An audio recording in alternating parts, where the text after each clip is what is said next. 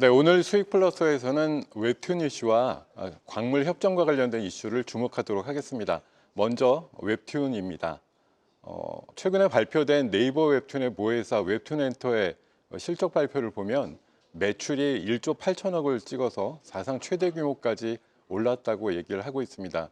이 중에 주목하는 것은 일본 쪽의 매출이 8천억 이상 나와서 우리나라 매출 7천억을 뛰어넘었다라는 얘기인데요. 일본 시장에서의 웹툰 규모 상당한데 거기서 선전하고 있는 우리나라의 웹툰의 상황이 기대되는 상황이라고 얘기를 할 수가 있겠습니다.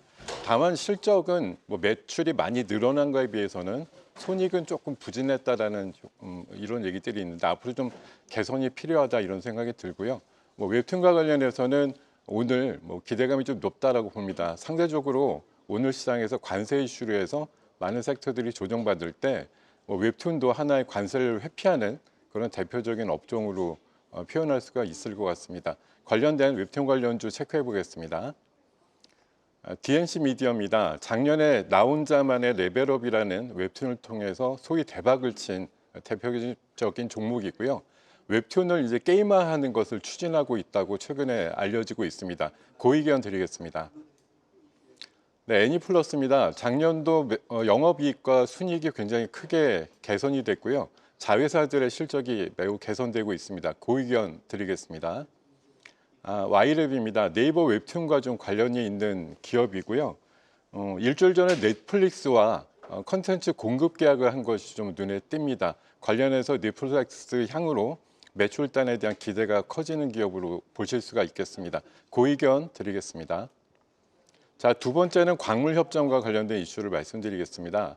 이르면 오늘 밤 정도에 미국을 방문한 우크라이나 대통령 젤렌스키와 트럼프 대통령이 광물과 관련된 협정에 서명을 할 거란 얘기들이 최근에 자주 보도가 되어 있습니다.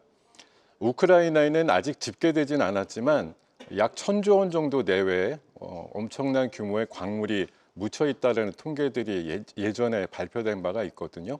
그러다 보니까 미국이 지원을 많이 해줬고 이 대가를 광물을 캐서 그 개발권을 갖는 것으로 회수하겠다라는 정책을 트럼프가 강하게 주장한 바가 있고요.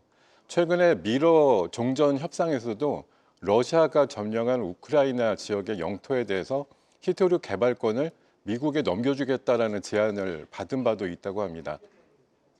최근에 중국과의 어떤 규제라든가 무역 전쟁에서 중국이 대부분의 우선권을 갖고 있는 히토류의 상황을 가지고 보복 관세를 이제 피하는 그런 전략을 많이 얘기를 하다 보니까 미국 입장에서는 원활한 히토류의 공급을 위해서 히토류가 많은 지역에 대한 개발권을 갖고자 하는 어떤 노력과 욕심이 크게 좀 작용하는 것으로 보입니다.